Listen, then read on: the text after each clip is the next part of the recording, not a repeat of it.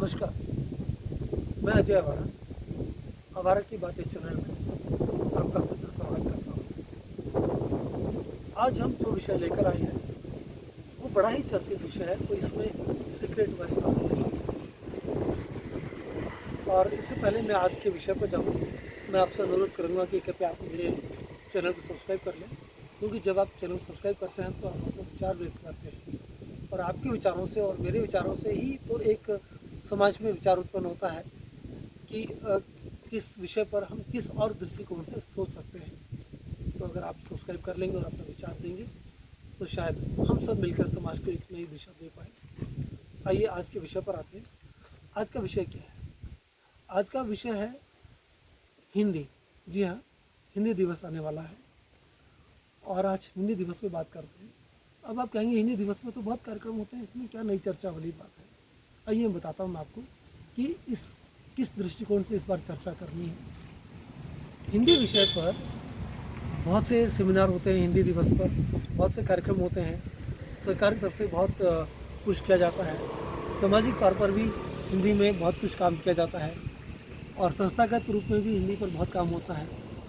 अब अगर हिंदी पर इतना काम हो रहा है फिर भी हिंदी का क्षेत्रफल क्यों सिकुड़ रहा है? क्षेत्रफल से मेरा मतलब राज्य या किलोमीटर के हिसाब से या वर्ग के हिसाब से नहीं है, सामाजिक दायरों के हिसाब से कह रहा हूँ मैं। हम ज़्यादातर दोष देते हैं कि अहिंदी भाषी राज्यों में हिंदी का फैलाव नहीं है और इसलिए हिंदी सिकुड़ती जा रही है।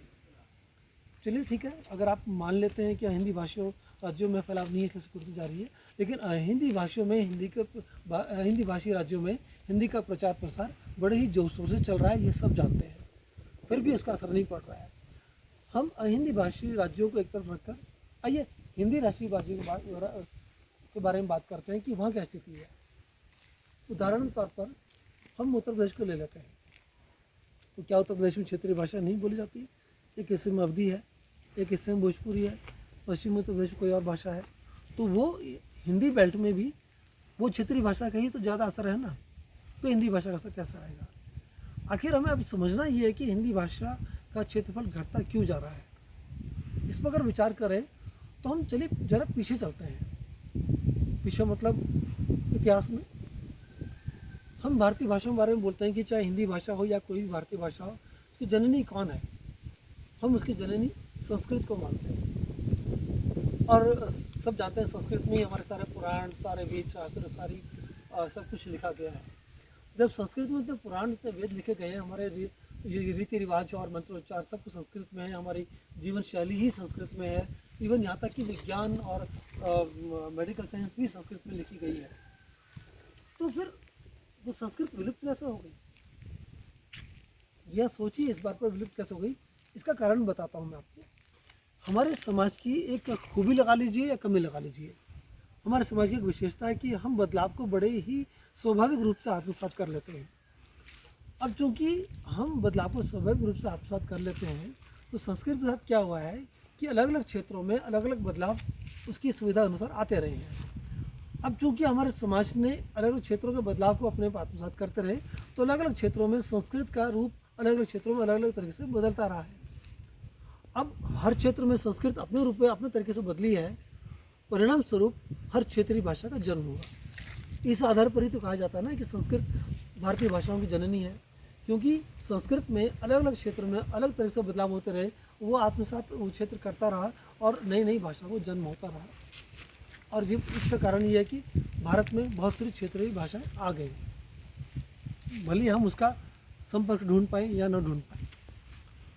और यही आत्मसात करने की आदत के कारण संस्कृत की जगह क्षेत्रीय भाषाओं ने ले ली और संस्कृत विलुप्त हो गई, जबकि वहाँ पर उस समय किसी भी विदेशी आक्रांता या विदेशी संस्कृति का प्रभाव नहीं था। जब विदेशी संस्कृति का प्रभाव नहीं था, किसी विदेशी आक्रांता का प्रभाव भी नहीं था, किसी और भाषा का प्रभाव भी नहीं था, तब भी अगर संस्कृत विलुप्त हो सकती है क्योंकि हमने बदलाव को आत्मसात कर लिया, तो हिंदी के सामने तो बहुत से खतरे हैं। आज अंग्रेज़ी भाषा का एक बड़ा एक इशू है, विदेशी संस्कृति का हमारे पास एक इशू है, क्षेत्रीय भाषा भी एक इशू बन गई है हमारे पास, क्योंकि क्षेत्रीय भाषा बोलने वाले लोग इसको स्वीकार नहीं कर पा रहे हैं। हम ये भूल जाते हैं कि हम सब भारतीय भाषाएं आपस में बहने हैं, नहीं कर पा रहे हैं।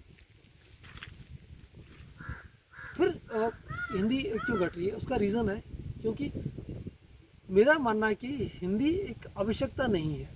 अब आप कहेंगे हिंदी आवश्यकता क्यों नहीं है, हम हिंदी में बात करते हैं। मैं बताता हूँ आपको उदाहरण, आप उत्तर प्रदेश से ले लीजिए। एक क्षेत्र में भोजपुरी, मैं उदाहरण देता हूँ, चलो भोजपुरी भाषा से। एक क्षेत्र में भोजपुरी बोली जाती है, तो हम बोलचाल की भाषा में आप कौन सी भाषा इस्तेमाल करते हैं? भोजपुरी। तो आपकी प्रायोरिटी कौन सी हुई इस भाषा में? भोजपुरी हुई ना। और जब एक भोजपुरी छात्र पढ़ता है और जब उसको समाज में आगे बढ़ना होता है, संस्कृति में आगे, अपने एम्प्लॉयमेंट के लिए, जॉब के लिए आगे जाना होता है, तब उसके लिए क्या ज़रूरी है? तब उसके लिए ज़रूरी हिंदी नहीं है, अंग्रेज़ी ज़रूरी है।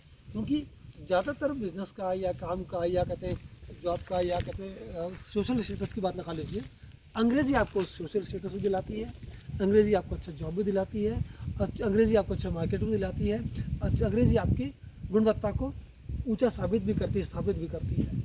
तो अंग्रेज़ी हमारी आवश्यकता हो गई, भोजपुरी हमारी क्षेत्रीय व्यवहार की आवश्यकता हो गई, तो हिंदी की आवश्यकता कहाँ है? अंग्रेज़ी आप मजबूर हो सकते हैं, आप चाहते हैं अंग्रेज़ी आप बोलते हैं, तो भारत में बोला था कि अंग्रेज़ी सीखना बहुत मुश्किल है, हमारे लिए वो एक टफ सब्जेक्ट है, फिर भी सीखते हैं ना। क्यों सीखते हैं? आवश्यकता है। क्षेत्रीय भाषा में क्यों बोलते हैं? क्योंकि आवश्यकता है। शुद्ध हिंदी सीखने पर कितने लोग ध्यान देते हैं? मेरा मानना ये है कि शुद्ध हिंदी सीखने की जो परंपरा है, जो आदत है या जो इंटरेस्ट है, वो बहुत कम है, बहुत सीमित है। अब जैसे संस्कृत प्रभाव से विलुप्त हो गई, हिंदी में प्रभाव किसका पड़ रहा है? विदेशी भाषाओं का और क्षेत्रीय भाषाओं का। यहाँ तो दो तरफा वार हो रहा है हिंदी पर। क्षेत्रीय भाषा अपना वर्चस्व छोड़ना नहीं चाहती, और अंग्रेजी क्योंकि आवश्यकता बन गई है, हमारे जीवन की स्टेटस सिंबल बन गया है, या हमारी काम धंधे की आवश्यकता बन गई है, तो हमें अंग्रेजी सीखना जरूरी है, और हमारा ध्यान उस तरफ जाता है। यही कारण है कि हम बच्चों को अंग्रेजी माध्यम से शिक्षा देने में लगाते हैं, क्योंकि अंग्रेजी एक आवश्यकता है। अंग्रेजी भाषा के माध्यम में भी हिंदी एक भाषा के रूप में पढ़ाई जाती है, लेकिन प्रायोरिटी नहीं है। हिंदी स्कूल में भी पढ़ने वाले बच्चे भी ये सोचते हैं कि हम अंग्रेजी सीख जाएं, क्योंकि अंग्रेजी से ही हमें हमारा करियर बनना है, हिंदी हमारी आवश्यकता नहीं है। अब जब हिंदी हमारी आवश्यकता ही नहीं है, तो कोई कितना भी पुश कर ले, हिंदी चलेगी कैसे? आप इस तरह से उदाहरण ले सकते हैं कि अगर मार्केट में बाजार में सामान रखा है दुकान पर और वो किसी की आवश्यकता नहीं है, तो वो दुकानदार कितना भी ग्राहकों को दिखाएगा, वो ग्राहक क्यों लेगा? क्योंकि उसको आवश्यकता नहीं है। तो हमारी वार्ता के लिए क्षेत्रीय भाषा है, हमारे सफलता के लिए अंग्रेजी भाषा है, तो हिंदी की आवश्यकता कहाँ पर है? अब कितने भी कार्यक्रम कर लीजिए, कितना भी लेख लिख लीजिए, कितना भी कुछ कर लीजिए, हम किस आधार पर हिंदी को स्वीकार करेंगे? हिंदी की आवश्यकता क्या है हमारे जीवन में? क्या कभी आपने इस विषय पर सोचा है? अगर हमारे पास आवश्यकता नहीं है, तो हम सिर्फ दिखावे के लिए मंच पर बात करके चुप हो जाएंगे, क्योंकि मंच पर आप हिंदी में बात करेंगे और उतर कर फिर आप hello hi how are you बोलेंगे, तो वो दिखावा नहीं है क्या? आपने देखा होगा मंच पे बोलते हैं हिंदी के बारे में, बाद में how are you, I am doing fine sir, यही बोलते हैं ना। तो अगर दिखावे के लिए हमें हिंदी का प्रचार प्रसार करना है, तो मुझे लगता है हमें सब बंद कर देना चाहिए, हमें कुछ नहीं करना चाहिए। जब तक हिंदी हमारे समाज की आवश्यकता नहीं बनेगी, तब तक हिंदी का विकास नहीं हो सकता। आप कितनी भी बात कर लीजिए, अंग्रेज़ी ही आवश्यकता है, लोकल भाषा, क्षेत्रीय भाषा ही आवश्यकता है, हिंदी आवश्यकता नहीं है। आप भले इस बात को बुरा माने या इस बात को से आप दुखी हो, लेकिन सच्चाई यही है, क्योंकि हमने हिंदी को आवश्यकता नहीं बनाया है, इसलिए हिंदी का विकास नहीं हो रहा है, इसलिए हिंदी अपना वर्चस्व समाज पर खोती जा रही है। क्या आप इस पर विचार करेंगे?